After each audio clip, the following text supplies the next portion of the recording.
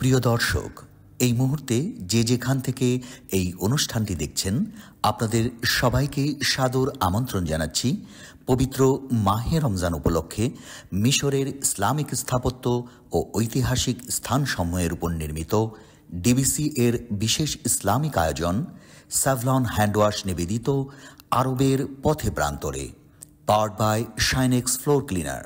আসসালামু আলাইকুম ওয়া রাহমাতুল্লাহি ওয়া বারাকাতুহু। প্রিয় দর্শক, এই মুহূর্তে যে যেখান থেকে বসে দেখছেন, আমি শরাফত করিম আপনাদের সবাইকে সাদর আমন্ত্রণ জানাচ্ছি।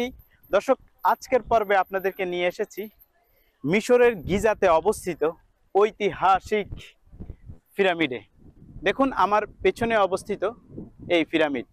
এই পিরামিড কেন বানানো হয়েছে, পিরামিডের ভিতরে কি রয়েছে, এবং পিরামিডের সামনে একটি স্প্রিংয়ের মূর্তি রয়েছে, এটি কেনই বা দেওয়া হয়েছে, আজকে আপনাদেরকে সঠিক ইতিহাস জানাবো ইনশাআল্লাহ, এবং এই পিরামিডগুলো আপনাদেরকে ঘুরে ঘুরে দেখাবো। শেষ পর্যন্ত আমাদের সাথেই থাকুন।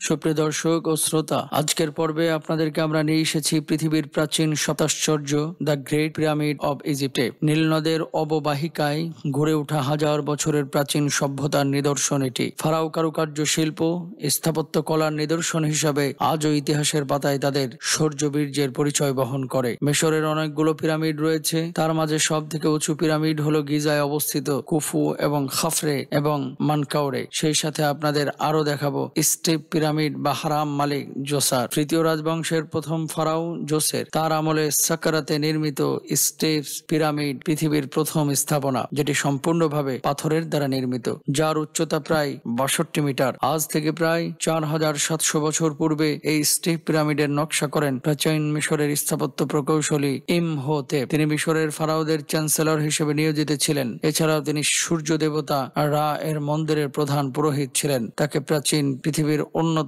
সেরা স্থপতি, প্রকৌশলী ও চিকিৎসক হিসেবে বিবেচনা করা হয়। এই পিরামিডের এক পাশে রয়েছে মাখাজেনে সৈয়দনা হযরত ইউসুফ আলাইহিস সালাতু ওয়াস সালাম, অর্থাৎ হযরত ইউসুফ আলাইহিস সালাতু ওয়াস সালামের খাজিনা বা গুদাম, যেটি মিশরের দুর্ভিক্ষকালীন খাদ্য মজুদ করার জন্য নির্মাণ করা হয়েছিল। মিশরে এরকম বেশ কয়েকটি খাজিনা ইউসুফ আলাইহিস সালাতু ওয়াস সালাম রয়েছে। আমাদের মহাগ্রন্থ কোরআনে কি পিরামিডের কথা উল্লেখ রয়েছে? চলুন দর্শক, তা জেনে নিই। আয়াতটি হলো, আর ফেরাউন বলল, হে পরিষদবর্গ, আমি ছাড়া তোমাদের জন্য অন্য কোনো ইলা আছে বলে জানি না। অতএব হে হামান, মাটিকে পুড়িয়ে ইট তৈরি করো। হামান ছিল ফেরাউনের মন্ত্রী, পরামর্শদাতা ও তার রাজকার্যের দায়িত্বশীল ব্যক্তি। তুমি আমার জন্য ইট পোড়াও এবং একটি সুউচ্চ প্রাসাদ তৈরি করো। হয়তো আমি সেটাকে উঠে মূসার ইলাহকে দেখতে পারি। একটি উঁচু সুদূর প্রাসাদ তৈরি করো, যার উপর চূড়া আকাশে গিয়ে আমি দেখতে পারবো যে সেখানে আমি ছাড়া অন্য কোনো রব আছে কিনা। আর আমি তো মনে করি সে অবশ্যই মিথ্যাবাদীদের অন্তর্ভুক্ত হবে। মূসার দাবি যে আসমানে একজন রব আছে যে সারা বিশ্বের পালন কর্তা, আমি তাকে এই দাবিতে মিথ্যাবাদী মনে করি। অনেক মুফাসসিরে কোরআন মনে করেন ফেরাউন তার মন্ত্রী হামানকে পিরামিড তৈরির নির্দেশই করেছিলেন।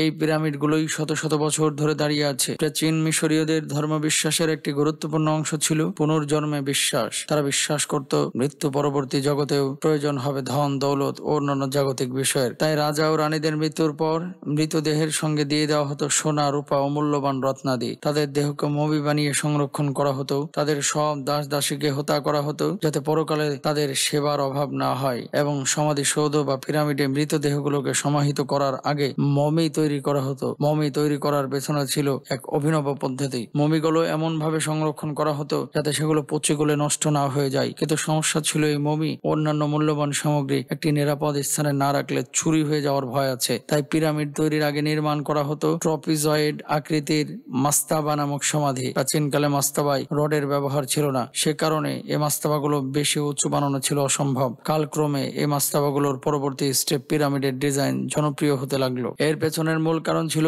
পিরামিডের জ্যামিতিক গঠন। সাধারণ বিল্ডিং এ পুরো ওজন তার ভেতরের উপর পড়ে, তাই উচ্চতা যত বেশি হবে ভিত হতে হবে তত শক্তি। পিরামিডের ক্ষেত্রফল উচ্চতার সঙ্গে হ্রাস পেতে থাকে। পিরামিডের ভিত্তির ক্ষেত্রফলের উপর স্তরগুলোর চেয়ে বেশি হওয়ায় এর উপর চাপও পড়ে কম এবং স্থাপনাটিও শক্তিশালী হয়। তাই অনেক উঁচু সমাধি নির্মাণের একমাত্র রাস্তা ছিল পিরামিড শেপের ডিজাইন গ্রহণ করা। প্রথম দিকের পিরামিড গুলো ছিল অমসৃণ স্টেপ পিরামিড, যেগুলো মিশরের প্রথম 3 রাজবংশের আমলে নির্মিত হতো। তবে চতুর্থ রাজবংশের সময় থেকে নির্মাণ শুরু হলো এবং প্রকৃত পিরামিড আকৃতির সমাধি প্রিয় দর্শক, আপনারা দেখছেন ভ্রমণ বিষয়ক বিশেষ ইসলামিক আয়োজন presented by Savlon hand wash, powered by Shinex floor cleaner.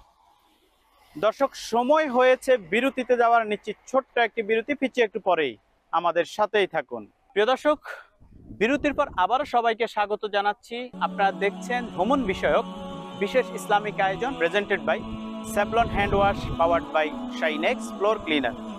দর্শক, চলুন আমরা অনুষ্ঠানের বাকি অংশটুকু দেখে আসি।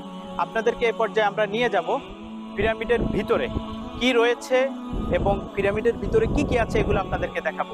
আমাদের সাথেই চলুন। প্রিয় দর্শক ও শ্রোতা, আমরা এখন ঢুকতেছি মিশরের ঐতিহাসিক পিরামিডে, যেটি বিশ্বের সপ্ত আশ্চর্যের একটি আশ্চর্য। একদম পিরামিডের গভীরে আমরা ঢুকতেছি।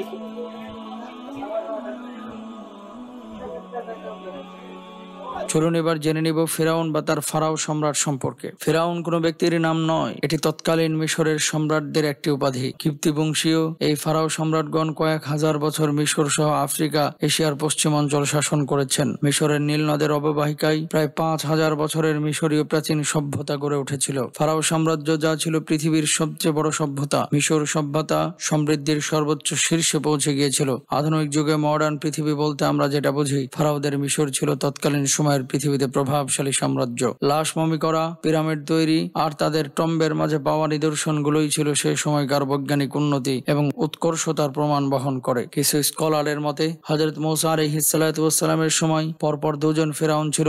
লুইস গোল্ডিং এর তথ্য অনুযায়ী জালিম ফেরাউন নাম ছিল দ্বিতীয় রামসিস, আর ডুবে মরা ফেরাউন ছিল তার পুত্র মানেপ্তা বা মারনেপ্তা। রামসিস দ্য সেকেন্ড, যাকে এনসাইক্লোপিডিয়া অব ব্রিটানিকার তথ্য মতে বলা হয়েছে লুকজোরের দিয়ার আল বাহারি বা ভ্যালি অব দ্য কিংসে 1896 সালে একটি ফেরাও মমি স্তম্ভ আবিষ্কৃত হয়। তারপর 1906 সালে ব্রিটিশ নৃতাত্ত্বিক স্যার ট্রেফো ইলিয়ট স্মিথ মমিগুলো খুলে মমিকরণের কলাকৌশল সম্পর্কে জ্ঞান লাভ করেন। তিনি ল্যাবে 44টি মমি পরীক্ষা নিরীক্ষা করেন। অবশেষে 1907 সালে তিনি ফেরাউন রামসিস দ্য সেকেন্ডের মমি বা লাশ শনাক্ত করেন। ওই সময় তার লাশের উপর লবণের একটি স্তর জমেছিল। এটি দেখে সবাই অবাক হয়ে যায়, কারণ মমি করতে কোনো লবণের প্রয়োজন ছিল না। অন্য কোনো মমির দেহে এরূপ পাওয়া যায়নি। এই লবণের স্তর ভূমধ্যসাগরের লবণাক্ত পানির লবণকে নির্দেশ করে। তার মানে দাঁড়ালো মূসা আলাইহিস সালাতু ওয়াস সালামের যুগে ফেরাউন লোহিত সাগরে ডুবে যাওয়ার পরে তার কয়েক শতাব্দী পরে তার লাশটি তৎকালীন মিশরীয়রা সমুদ্রের তীর থেকে আবিষ্কার করেন। এরপর তাড়াহুড়া করে মমি বক্সে ওদিকে মুলুক বা রাজাদের সমাধি ক্ষেত্রে